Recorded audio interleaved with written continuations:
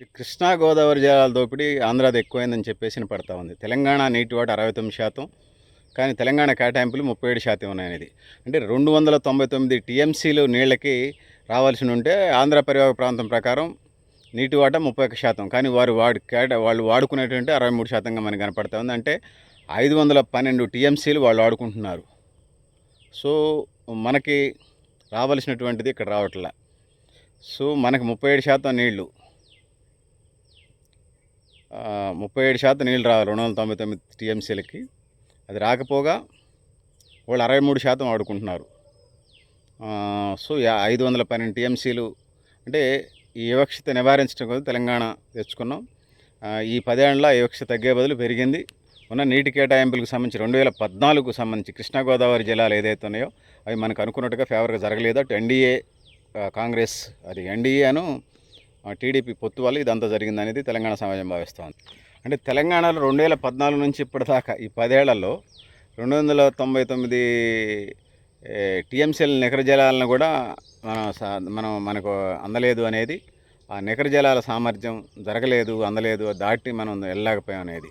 అంటే 2014లో ఏదైతే ఉన్నదో దాని ప్రకారం ఏ సంవత్సరానికి కూడా కేవలం కేటాయించిన 299 టీఎంసీలు, అంటే ప్రతి సంవత్సరానికి రావాల్సిన 299 టీఎంసీలు నికర జలాలు మనకు రాలేదని, తెలంగాణ ఏర్పడిన 10 ఏళ్లలో కూడా ఇదే జరిగిందనేది. ప్రతి సంవత్సరం 299 టీఎంసీలు రావాలి, అది రాలేదనేది ముఖ్యంగా నదీ జలాలకు సంబంధించి పరిస్థితి ఉన్నది. సో నీటి వినియోగం గతేడాది అంటే 2023 నీటి వినియోగం 270 టీఎంసీలు అనగా 299 టీఎంసీలు దాటలేదు. అంటే అదే ఆంధ్ర నీటి వినియోగం 640 టీఎంసీలుగా అనగా 512 టీఎంసీలు దాటి అదనంగా 135 టీఎంసీలు వాళ్ళు ఉపయోగపెట్టుకున్నారు. అంటే 135 టీఎంసీలు వాళ్ళకి ఎక్కువ ఉపయోగం జరిగింది. సో దక్షిణ తెలంగాణలో వినియోగ సామర్థ్యం పెంచుకోవటంలో కూడా కొన్ని సమస్యలు ఉన్నాయి.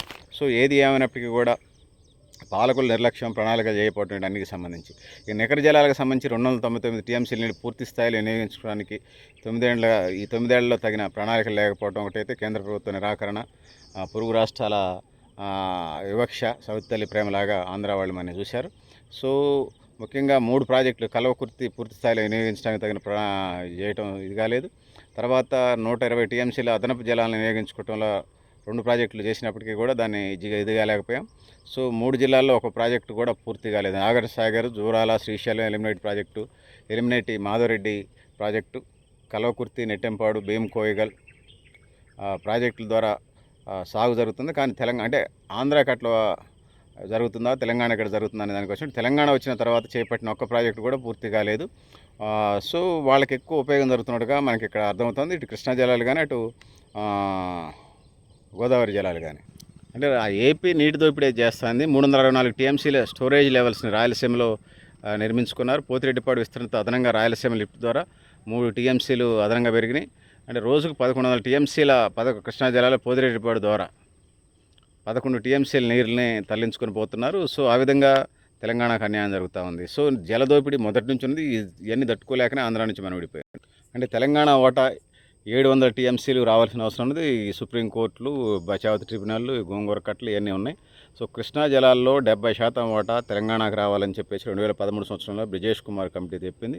సో దానికి సంబంధించి ఇప్పటి మట్టుకేం లేదు. 2014 సంవత్సరంలో సెక్షన్ 3 ప్రకారం అంతర్రాష్ట్ర నదీ జలాల పంపిణీ చట్టం 56 మళ్ళీ కొత్త ట్రిబ్యునల్ ఏర్పాటు చేసి కేంద్ర ప్రభుత్వం దానికి సంబంధించిన గైడ్లైన్స్ ఇచ్చింది. సో ఆంధ్రప్రదేశ్ దీన్ని వ్యతిరేకించినట్టుగా ఉన్నది. అంటే తెలంగాణకు ఎక్కువ న్యాయం జరిగిందని చెప్పేసి. సో ఇవన్నీ పరిస్థితులు ఉన్నాయి.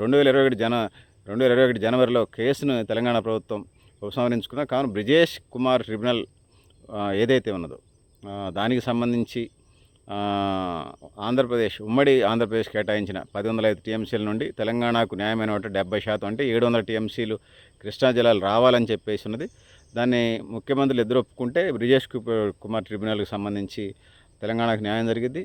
1956 ప్రకారం జల వివాదాల పంపిణీ చట్టం, అంతర్రాష్ట్ర నదీ జలాల పంపిణీ వివాదాల చట్టం ఏదైతే ఉన్నదో 1956 ప్రకారం మళ్ళీ కొత్త ట్రిబ్యునల్ ఏర్పాటు చేయమని చెప్పి కేంద్ర ప్రభుత్వాన్ని కోరితే, కానీ కొత్త ట్రిబ్యునల్ ఏర్పాటు చేయకపోవడం వల్ల మహారాష్ట్ర, కర్ణాటకతో పాటు ఆంధ్రప్రదేశ్ కూడా వ్యతిరేకించింది. ఈ పరిస్థితులు తెలంగాణ ప్రభుత్వం దీనిపైన సుప్రీంకోర్టులో కేసేసి తర్వాత జరిగినటువంటి 2వ ఎపెక్స్ కమిటీలో మీటింగ్ తెలంగాణ ప్రభుత్వం అంశాన్ని లేవనెత్తింది. అప్పుడు కేంద్ర ప్రభుత్వం స్పందించి ఒకవేళ సుప్రీంకోర్టు కేసును ఉపసంహరించుకుంటే కొత్త ట్రిబ్యునల్ ఏర్పాటు చేస్తానని కేంద్ర ప్రభుత్వం హామీ ఇచ్చిన వెంటనే తెలంగాణ ప్రభుత్వం 2021 జనవరిలో కేసును ఉపసంహరించుకుంది. కాబట్టి మన వాటా మనకు రావాలి, నీళ్లు, నిధులు, నియామకాలు అన్నిటికి సంబంధించి. సో అందుకోసం ఇదంతా నేను తెలియజేస్తూ మీరు కూడా మీ అభిప్రాయాలు కామెంట్ బాక్స్ అడగండి. నేను గరిడేపల్లి సత్యనారాయణ, న్యూ లక్ష్య ఆర్గనైజేషన్.